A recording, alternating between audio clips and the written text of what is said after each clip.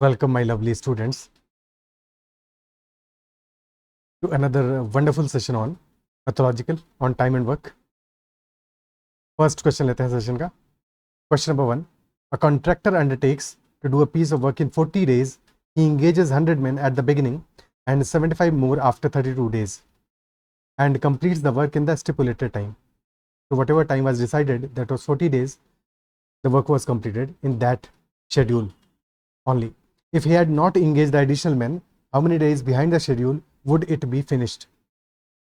Okay, behind schedule का मतलब हुआ कि ज्यादा दिन लगेंगे. ठीक है, ahead of schedule means कम दिन लगेंगे. Is that clear? तो behind schedule यानी कि डेफिनेटली ज्यादा दिन लगे होंगे ऑब्वियसली, क्योंकि अगर 100 मैन ही टाइम पे कंप्लीट कर देते तो 75 और मैन की जरूरत क्यों पड़ती. So undertakes to do a piece of work in 40 days. But what happens initially for the first 32 days? He engaged 100 men. But 32 days के बाद में उसको रियलाइज हुआ कि ये 100 मैन पूरा काम कर नहीं पाएंगे बचे हुए टाइम में, तो ही एम्प्लॉयड 75 मोर. तो वर्क कितना हो जाएगा हमारा? Work will not be equal to 100 into 40. 100 men 40 days. This will not be the value of work, because plan था उसका 40 डेज में कंप्लीट हो जाएगा. 100 मैन को इंगेज किया but the work was not as per the schedule, behind the schedule चल रहा था. तो दैट इज वाई उसने 75 और मैन को इंगेज किया. तो यहाँ पे work will not be equal to 100 into 40. Work का एक्चुअल वैल्यू होगा 100 मैन ने किया है 32 डेज तक वर्क, तो 100 इंटू 32 प्लस 175 मैन ने किया है बचे हुए 8 डेज में वर्क, क्योंकि टोटल वर्क हमारा 40 डेज में कंप्लीट हुआ है. तो 175 man for 8 days. This will be the total value of work. Okay, this is total value of work. और अगर 100 मैन ही वर्क करेंगे तो फिर लेट अस से डी डेज में वर्क कंप्लीट होगा. तो वैल्यू हमें निकालना पड़ेगा. क्या 100 डी में डी का वैल्यू क्या आएगा?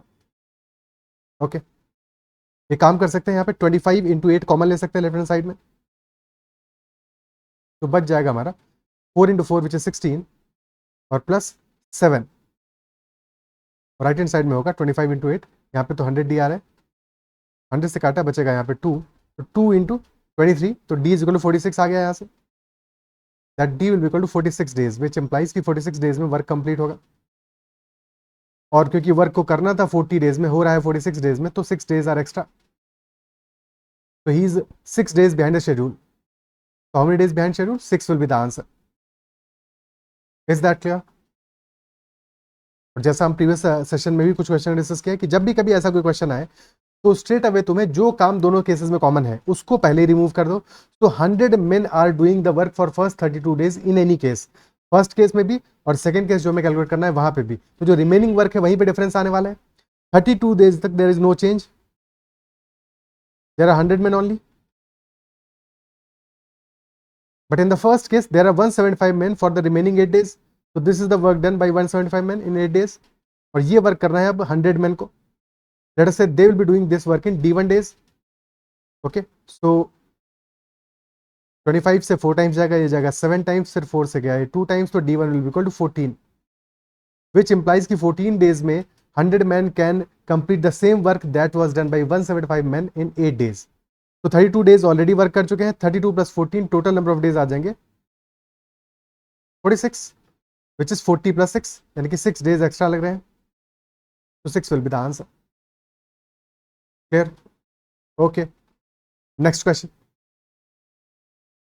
N plus 15 persons, each working for 9 hours a day, can complete 36% of a work in 6 days, while N plus 9 persons can complete the remaining work in 20 days if each of them works for 7 hours a day.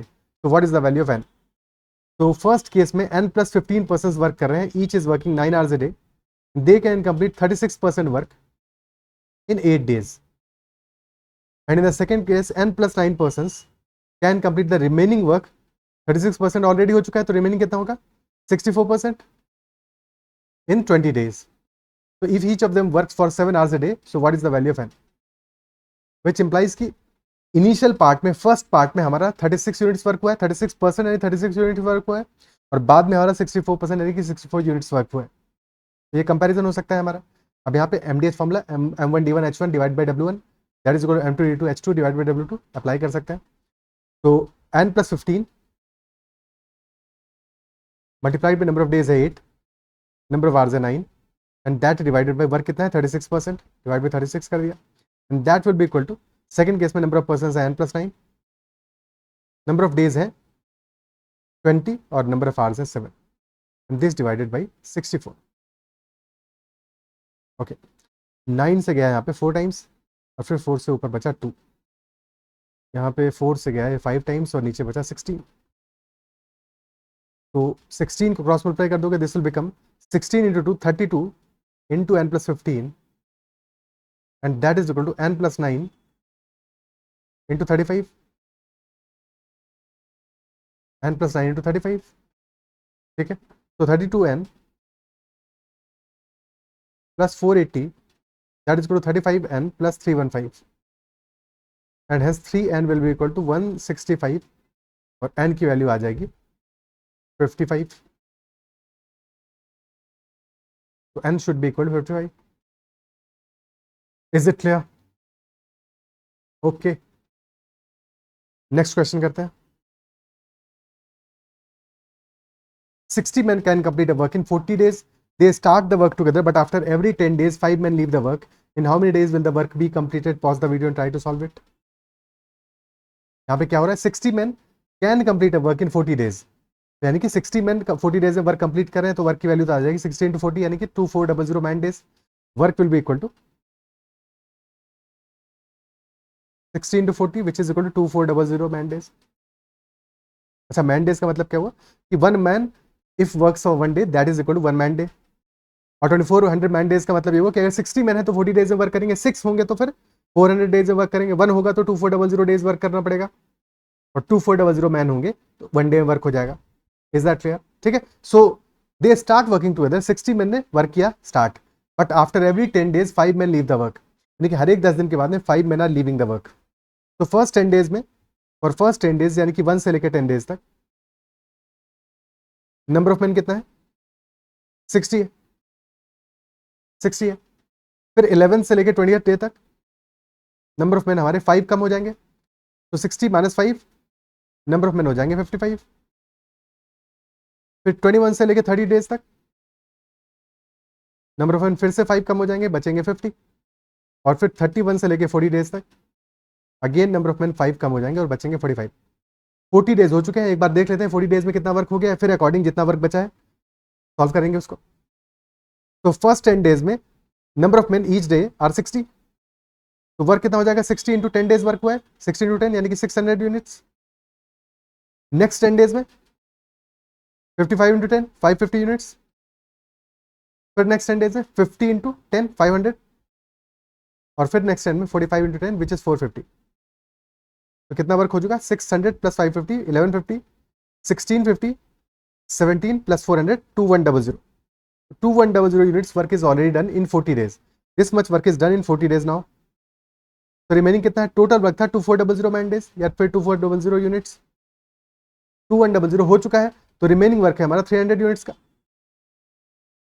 और अब number of man कितने हो जाएंगे? 45 थे, 5 और कम हो जाएंगे, तो नंबर ऑफ मैन बचे हैं 40. तो नंबर ऑफ डेज हो जाएगा 300 बाई 40. 300 वर्क बचा है, नंबर ऑफ मैन है 40, 300 बाई 40 यानी कि 7.5 डेज में work will be completed. 7.5 days more will be needed. Answer will be 47.5. Option C. 47.5 days में वर्क हमारा कंप्लीट हो जाएगा. क्या ये बात क्लियर है? ठीक है, next question.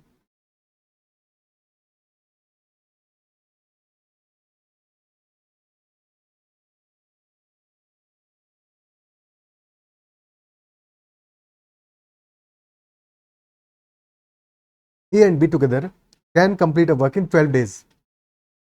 If A works alone for 4 days and B completes the remaining work in 24 days, so in how many days can B complete the work alone? कितने डेज में वर्क B अकेला complete कर लेगा? A and B can complete the work in 12 days. Fine. तो work कितना हो जाएगा हमारा? If efficiency of A is equal to A and efficiency of B is equal to B, तो 12 डेज में वर्क कंप्लीट कर रहे हैं, तो वर्क हमारा हो जाएगा 12 इंटू एफिशिएंसी, और सम ऑफ एफिशिएंसी क्या होगा? A प्लस बी, और डेज है 12. This will be equal to work, this will be our work. Okay, now we can say that A is working alone for 4 days. A कितना work करेगा 4 days में? 4 days में work done by A will be equal to 4a.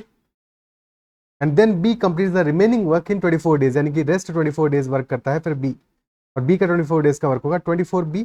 और यहाँ भी total क्या होगा? This is also equal to the same work. Equate कर दिया इनको, दोनों को इक्वल कर दिया. Okay, so right left hand side में आ रहा है 12a plus 12b and that is equal to 4a plus 24b. तो 12a minus 4a is equal to 8a, that is equal to 12b. तो ए और B का ratio, A upon B का ratio क्या है? 12/8 विच इज 3/2. और ए और B क्या है? एफिशिएंसीज है. एफिशिएंसीज है तो ए का एफिशिएंसी और बी का एफिशिएंसी का रेशियो क्या है? That is 3:2. एफिशिएंसी का रेशियो है ए और बी का 3:2, विच इंप्लाइज अगर ए 3 यूनिट्स वर्क करता है तो बी कर रहा है 2 यूनिट्स वर्क. टोटल वर्क है 12 into their sum of efficiencies, यानी कि वर्क हमारा आ जाएगा, पुट कर दोगे वैल्यू यहाँ पे तो वर्क हमारा हो जाएगा 12 इंटू 3 + 2, 12 इंटू 5, 60 यूनिट्स. और फिर क्वेश्चन हमसे पूछा in how many days can be complete the work alone. तो अगर बी अकेला वर्क करेगा तो 2 यूनिट वर्क करेगा एक दिन में. तो time taken will be 60/2, 30 days. 30 days में B can complete the work. ठीक है, ओके, ठीक है. 30 days में बी हमारा वर्क कंप्लीट कर लेगा, आंसर आ जाएगा 30 days. ये तो एक अप्रोच हो गया इसको सॉल्व करने का. बाकी क्योंकि वैल्यूज हमारी इतनी सिंपल है, 12 days में ए और बी कंप्लीट कर रहे हैं वर्क को. ए 4 days में वर्क करता है अकेले और फिर रिमेनिंग वर्क कंप्लीट करता है बी इन 24 days. तो एक बार हम इसको थोड़ा डायग्रामेटिकली भी समझने की कोशिश करते हैं.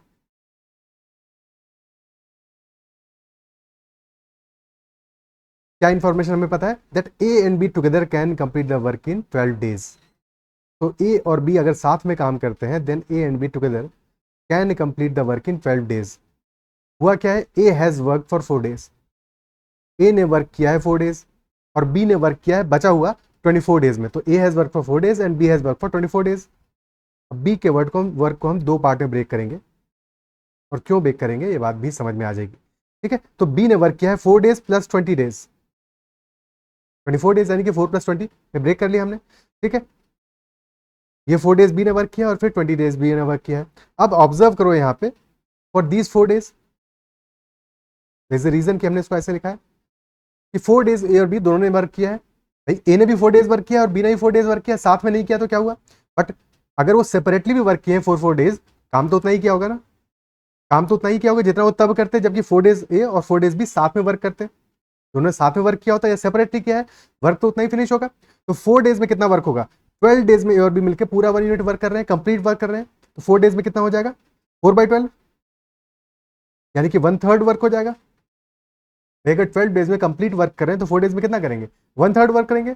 और टोटल वर्क उनको करना ही करना है, तो 1/3 कर चुके हैं. तो बचा हुआ जो वर्क है वो 20 days में बी ने कंप्लीट किया होगा, क्योंकि 20 days में बी ने वर्क किया होगा 2/3. 2/3 वर्क 20 days में बी ने कंप्लीट कर दिया होगा. और अगर 2/3 वर्क किया है बी ने,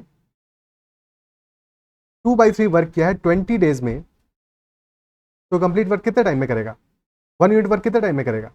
20 इंटू 3/2, तो 30 days में करेगा. He will be completing the all the work, complete work in 30 days. Isn't it सो? क्या ये पार्ट क्लियर है? ठीक है, वैसे भी इस क्वेश्चन को सॉल्व कर सकते थे, नहीं? Okay, next question. A B and C together can complete a work in, together नहीं होगा क्योंकि अलग अलग सेपरेटली वर्क कर रहे हैं ना.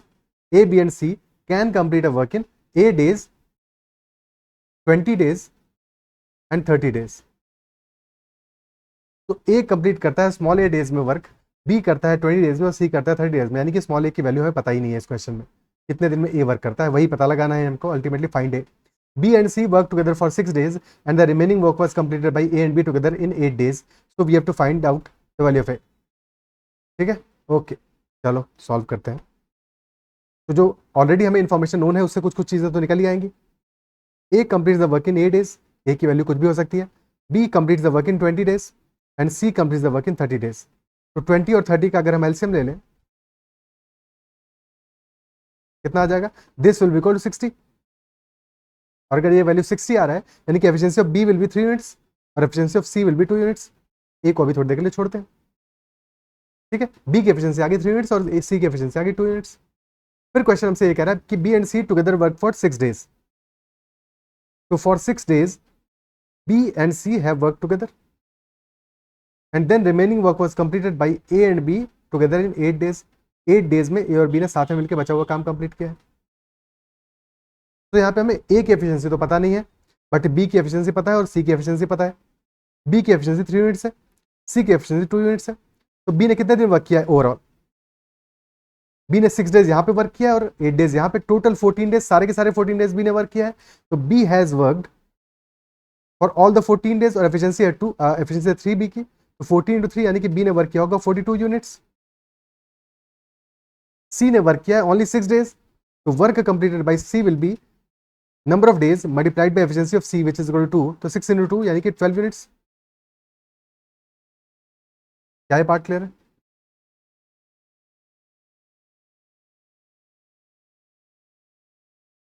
ओके, बी ने वर्क किया है यहाँ पे, एक सेकेंड। अब B and C have work together for 6 days and remaining work was completed by A and B together in 8 days.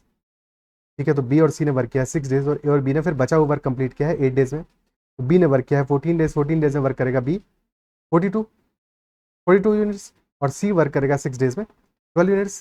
Fine, okay, clear है? तो कितना वर्क कंप्लीट कर लिया बी और सी ने मिलकर? 42 + 12 यानी कि 54 यूनिट्स वर्क कंप्लीट कर लिया इन्होंने। Isn't it so? Remaining work कितना बचा है? टोटल वर्क था 60, तो रिमेनिंग वर्क बचा है 6 यूनिट्स। और ये वर्क किसने किया है? This work must have been completed by A only. A ने ये वर्क किया होगा और ए ने वर्क किया है ये 8 डेज में।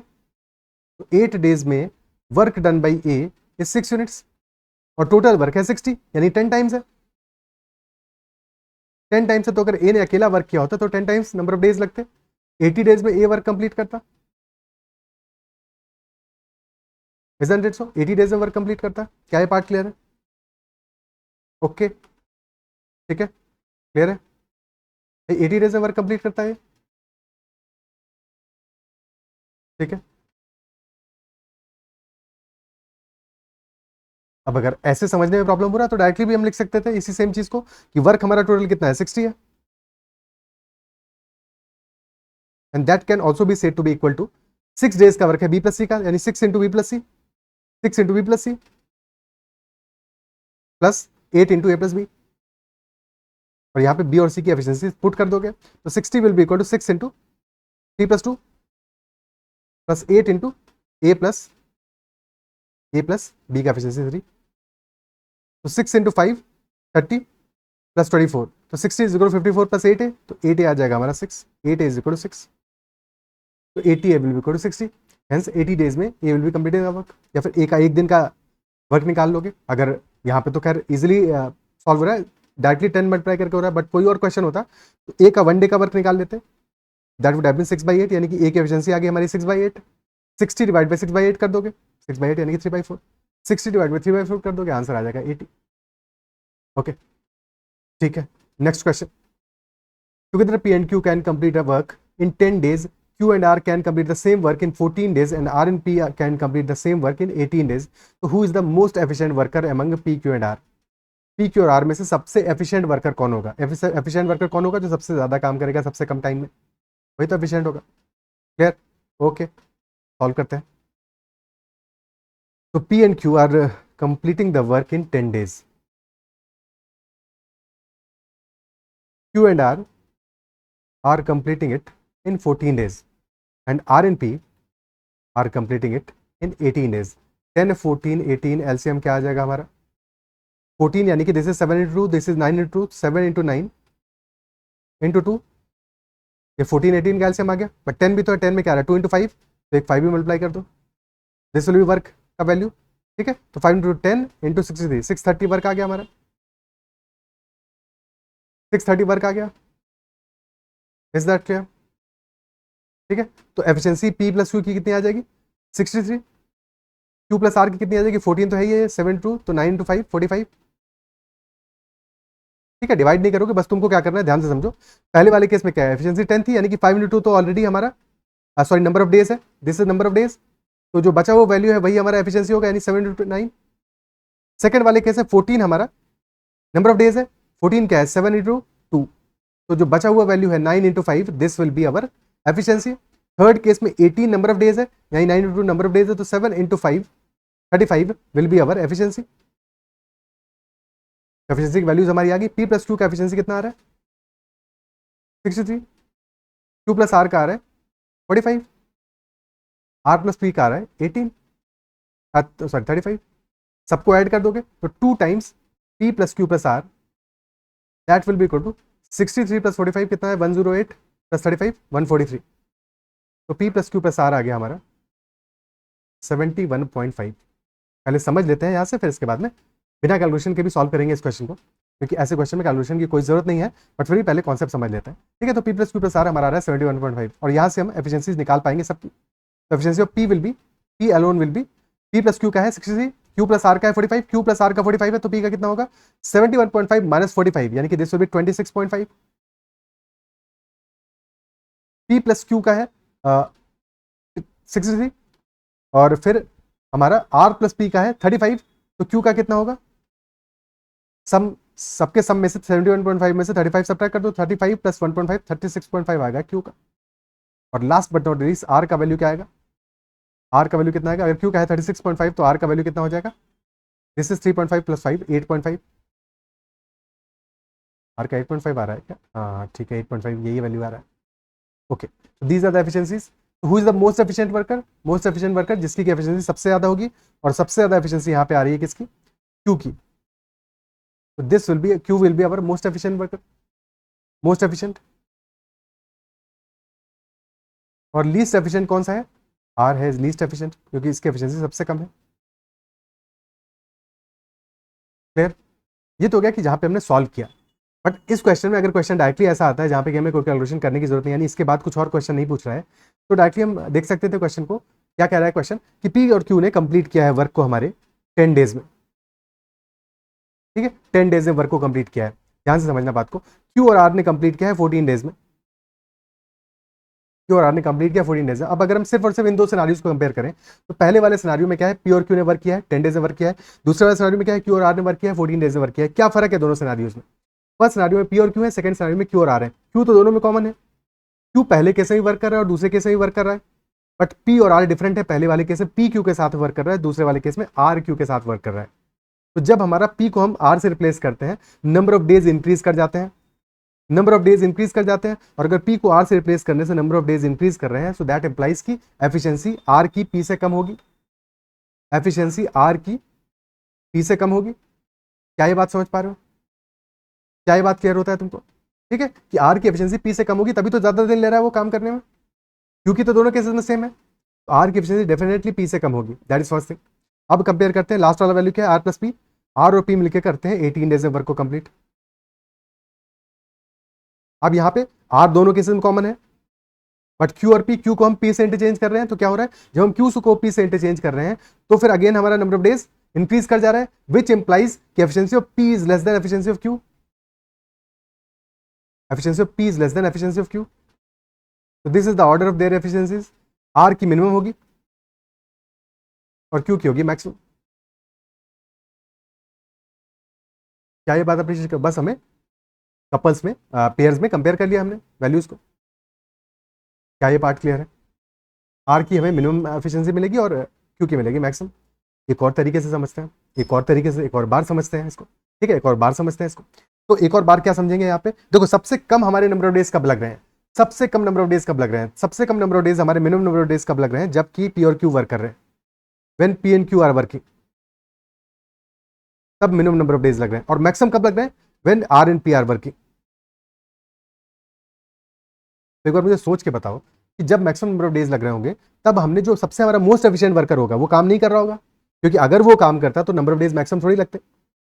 अगर नंबर ऑफ डेज हमारे मैक्सिमम लग रहे हैं, तो दैट इंप्लाइज कि जो मोस्ट एफिशिएंट वर्कर है हमारा वो काम नहीं कर रहा, और जब नंबर ऑफ डेज मिनिमम लग रहे हैं, तो दैट इंप्लाइज कि जो हमारा लीस्ट एफिशिएंट वर्कर है वो काम नहीं कर रहा।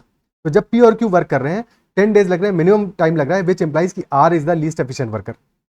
जब आर और पी वर्क कर रहे हैं तो मैक्सिमम डेज लग रहे हैं, विच इंप्लाइज दैट जो बच गया Q is the most efficient worker. क्या ये बात अप्रिशिएट कर पा रहे हो, क्या समझ पा रहे हो? ठीक है, तो we identified the whole pattern कि मिनिमम मैक्सिमम निकल गया तो बीच वाला वैल्यू भी आ जाएगा। ओके, और ये सिर्फ 2 लोगों पे वर्क नहीं करता है, लेटेस्ट 3 के लिए वर्क नहीं करता है, 4 के लिए भी होगा तो भी ऐसे ही होगा। फॉर एग्जाम्पल कि हमारे A plus B plus C are completing a work in 15 days, while B plus C plus D, क्योंकि यहाँ पे कैलकुलेशन करोगे तो और कॉम्प्लेक्स हो जाएगा, 18 डेज में कर रहे हैं, और सी प्लस डी प्लस एक second, C plus D plus A मान लेते हैं, ठीक है, C plus D plus A, they are completing the work in 16 days. अब क्या पेयर बच गया हमारा, सी डी ए और डी ए बी, तो D plus A plus B they are completing the work in 20 days. ये 4 पेयर्स बने हमारे। अब यहाँ पे हमें पता लगा ना कि मिनिमम लीस्ट एफिशिएंट कौन है और मोस्ट एफिशिएंट कौन है। ओके, तो ध्यान देखते हैं कुछ चीज़ों को। देखो, पहले से सेकंड केस को कंपेयर करते हैं तो क्या हो रहा है, यहाँ पे नंबर ऑफ डेज हमारे इंक्रीज कर रहे हैं, 15 से 18 हो जा रहे हैं।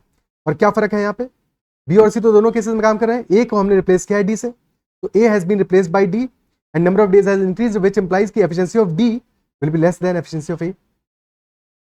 Isn't it so? Efficiency of D is less than efficiency of A. और हमेशा उन केसेस को कंपेयर करोगे जहां पे कि 2 वैल्यूज कॉमन हो, 2 पर्सन कॉमन हो, एक डिफरेंट हो, एक डिफरेंट हो, क्योंकि अगर 2 डिफरेंट है तो हम कंक्लूड नहीं कर पाएंगे। ठीक है, तब फिर हम कंक्लूड नहीं कर पाएंगे प्रॉपर्ली। ओके, क्लियर है? तो अब बात करते हैं सेकंड और थर्ड में, सी डी दोनों में कॉमन है, बट बी को हमने रिप्लेस किया है ए से, और number of days has decreased in this case. B को हमने ए से रिप्लेस किया और नंबर ऑफ डेज कम हो गए, यानी कि ए बी से ज्यादा फास्ट काम कर रहे हैं, तो ए की एफिशिएंसी बी से ज्यादा होगी, ए की एफिशिएंसी बी से ज्यादा होगी, तो efficiency of A will be greater than efficiency of B. Okay, अब थर्ड केस को कंपेयर करते हैं लास्ट केस से, डी और ए दोनों में कॉमन है, और नंबर ऑफ डेज कर रहा है इंक्रीज, यानी कि सी को हमने रिप्लेस किया है बी से, और नंबर ऑफ डेज इंक्रीज कर गए हैं, विच इंप्लाइज की efficiency of B will be less than efficiency of C. Efficiency of B will be less than efficiency of C, efficiency of C will be greater than efficiency of B. क्या ये बातें समझ पा रहे हो? और अब फर्स्ट वाले केस को लास्ट वाले केस से कंपेयर करते हैं, तो फर्स्ट और लास्ट में क्या कॉमन है, ए और बी दोनों में कॉमन है, और हमने लास्ट से अगर फर्स्ट में गए तो 20 से नंबर ऑफ डेज हो गए 15। जैसे ही हमने लास्ट में क्या था, लास्ट में हमारा कौन कौन डिफरेंट है, डी डिफरेंट है, डी को हमने रिप्लेस किया सी से, डी को रिप्लेस किया हमने सी से, डी को सी से रिप्लेस किया, तो डेफिनेटली हमारे नंबर ऑफ डेज डिक्रीज कर गए हैं, यानी कि सी हमारा ज्यादा एफिशिएंट होगा डी से, तो efficiency of C is greater than efficiency of D. क्या अब हम ऑर्डर में लगा सकते हैं इनको, एफिशिएंसी ऑफ सी बी से ज्यादा है, एफिशिएंसी ऑफ ए भी बी से ज्यादा है, ठीक है, लेकिन एफिशिएंसी ऑफ ए डी से कम है, सॉरी डी से ज्यादा है, एफिशिएंसी ऑफ ए डी से ज्यादा है, और efficiency of A is greater than efficiency of D, और efficiency of C is also greater than efficiency of D. Fine, efficiency of A is greater than efficiency of B, C की भी B से ज्यादा है, तो A और सी दोनों की ही एफिशिएंसी बी से ज्यादा है। बी का ऑर्डर कहाँ पे आएगा, बी ऑर्डर में कहाँ पे आएगा, एक second, efficiency of C is greater than efficiency of D. Fine, तो सी की कहीं पे होगी, अब या तो ए से ज्यादा होगी या ए से कम होगी, ए से हमने कंपेयर नहीं किया है सी को, और बी से ए और सी दोनों की ज्यादा है एफिशिएंसी, और बी और डी को भी कंपेयर नहीं किया है हमने कहीं पे।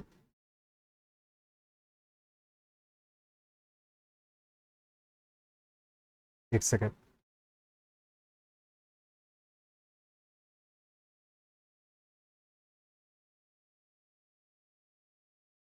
तो ये तो हमारा कुछ कंपैरिजन तो आ गया, बट कहीं पे कुछ और चीज़ें भी कर सकते हैं क्या हम कंपैरिजन, जहाँ से कि चीज़ें आसान हो जाए। सी और ए को हमने कंपेयर यहाँ पे नहीं किया है, बट अगर हम देखो सेकंड केस को देखें और फोर्थ केस को देखें, बाकी अभी शॉर्ट में भी चीज़ें समझेंगे, सेकंड वाले को देखें और फोर्थ वाले को देखें। सेकंड में बी सी डी है और लास्ट वाले में है ए बी और डी, तो फर्क क्या है यहाँ पे, दोनों में फर्क क्या है, दोनों में फर्क है, सेकंड वाले केस में सी है और लास्ट वाले केस में ए है, और अगर हम सेकंड से लास्ट वाले केस में जाते हैं नंबर ऑफ डेज इंक्रीज कर जाता है, तो सी है सेकंड वाले केस में, सी को हम ए से रिप्लेस करेंगे, नंबर ऑफ डेज इंक्रीज कर जाएगा, यानी कि efficiency of A is less than efficiency of C, efficiency of C is greater than efficiency of A, तो सी और ए को हमने कंपेयर करा लिया। ठीक है, बी की एफिशिएंसी ए से कम है और बी की एफिशिएंसी सी से भी कम है, वो तो पता ही है, बट बी का डी से क्या रिलेशन है, बी और डी का क्या रिलेशन है, तो जहां पे कि हमारे ए और सी दोनों होंगे, उन दो केसेस को कंपेयर कराना पड़ेगा हमें, यानी कि फर्स्ट और थर्ड को कंपेयर कराते हैं। ज्यादा हौच पौच हो गया, ठीक है, अभी शॉर्ट में समझ लेंगे, बट पहले कॉन्सेप्ट जब समझ रहे हैं तो उस समय सारी बातों को देखना है। तो सबसे पहली बात यहाँ पे क्या आ रहा है कि दोनों केसेस में क्या चीजें कॉमन है, फर्स्ट और थर्ड में क्या क्या कॉमन है। फर्स्ट और थर्ड को देख रहे हैं अभी, तो फर्स्ट और थर्ड में क्या कॉमन है। फर्स्ट केस में हमारा ए है और सी है, और सेकेंड वाले थर्ड वाले केस में भी ए और सी है, तो बी को हमने रिप्लेस किया है डी से, और जैसे ही बी को डी से रिप्लेस करते हैं नंबर ऑफ डेज हमारे इंक्रीज कर जा रहे हैं, 15 से हो जा रहे हैं 16, विच इंप्लाइज की efficiency of B is better than efficiency of D. Efficiency B का डी से ज्यादा होगा,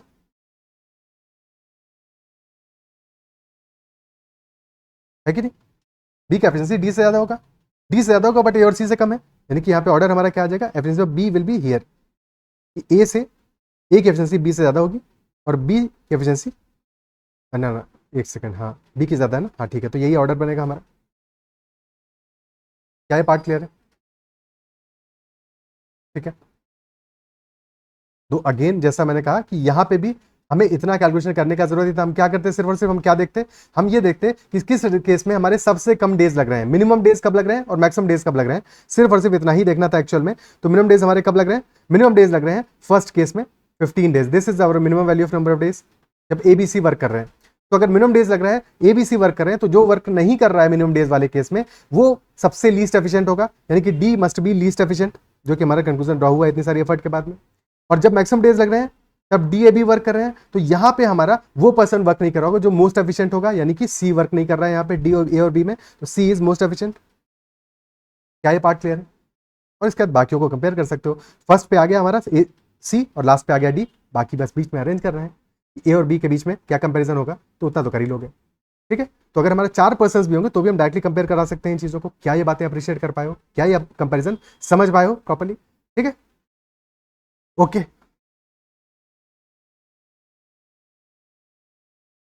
तो इतना ही रखते हैं सेशन में, आई बिलीव सेशन में जो भी बातें हमने डिस्कस की वो समझ में आई होंगी, और कहीं पे कोई डाउट रहता है तो make sure to ask that doubt as well. That is all for this session, bye bye, take care and keep running.